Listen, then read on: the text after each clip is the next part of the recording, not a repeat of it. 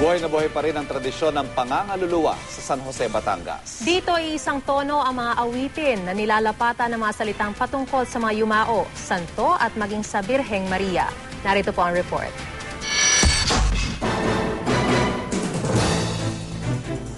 Pagkagat ng dilim tuwing mag-uundas dito sa San Jose, Batangas, umaalingaw na ang tinig ng grupong ito sa kalsada. Pero hindi sila nangangaruling, kundi nangangaluluwa. Tradisyong minana sa ating mga ninuno at nasasaksihan pa rin sa ilang probinsya. Para alalahanin din yung mga namayapang namin, mga ninuno, tapos yung nagbibigay sa amin ng pera, yung pinagpapamisan naman namin. Remembrance na ng aming mga namayapang mga kamag-anak, mga relatives. Yun. Kasama yan sa veneration natin sa mga yumao nating mga ninuno. No? Hindi lang sa tuwing piyesta ng patay, kung may namatay din. Mga ngaluluwa po! Pasok kayo. Sige, tuloy kayo. Dito sa bayan ng San Jose, iisa lang daw ang tono ng mga kanta na nilalapatan ng mga salitang patungkol sa mga yumao, santo at maging ni Birheng Maria. Sakit na patuloy raw ang paghikayat ng mga nakatatanda ng bayan sa kanilang kabataan na huwag limutin ang tradisyon.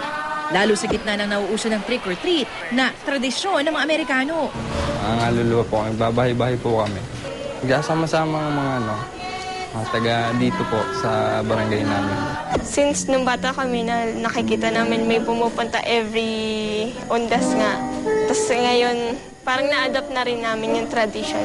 Ang mga may-ari ng bahay na ito, tila aliw na aliw naman sa pagtugtog ng grupo. Si Lola, abay, umirit pa ng isang kanta.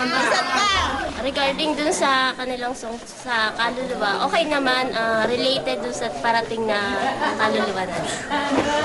Pag yung mag-uundas kayo, papasko, nagpa-fundraising. Fundraising yan. Oo.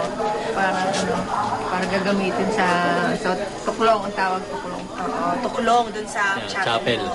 Umaabot daw sa halos 10,000 pisong donasyon kada barangay sa kanilang pangangaluluwa. Pondong gagamitin daw sa pagpapaayos ng kanilang simbahan. Pinahalagan po namin yung araw ng mga patay.